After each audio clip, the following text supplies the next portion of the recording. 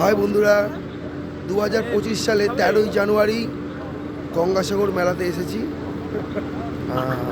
এখন আমরা আছি লট 8-এর থেকে কিছুটা দূরে, 4.5 কিলোমিটার।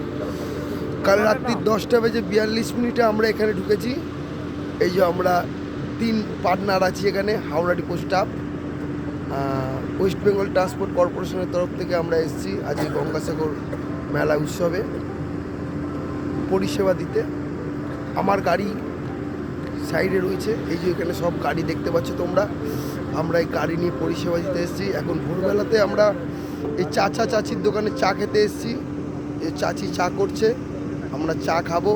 এখানে বহু সংখ্যক গাড়ি দাঁড়িয়ে আছে।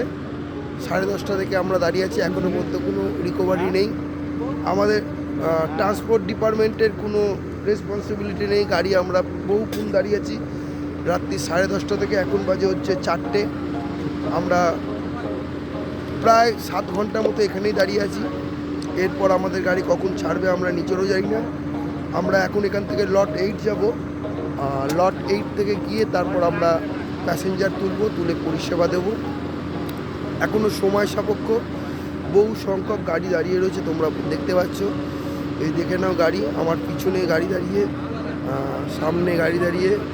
বহু ডিপার্টমেন্ট মানে WBTC, Howrah depot, Tollygunge depot, Belgharia depot, Taratala depot, Paikpara depot, বহু সংখ্যক প্রতিটা ডিপো থেকে আমরা স্টাফেরা এসেছি এই গঙ্গাসাগর মেলা উপলক্ষে। প্রতি বছরই গঙ্গাসাগরে আসি। 2024 সালে গঙ্গাসাগরের ভিডিও তোমরা দেখেছো, 2025 সালেরও ভিডিও তোমরা দেখবে।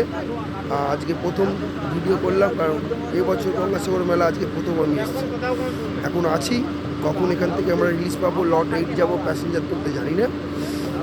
ভালো থেকো, সুপ্রভাত, গুড মর্নিং।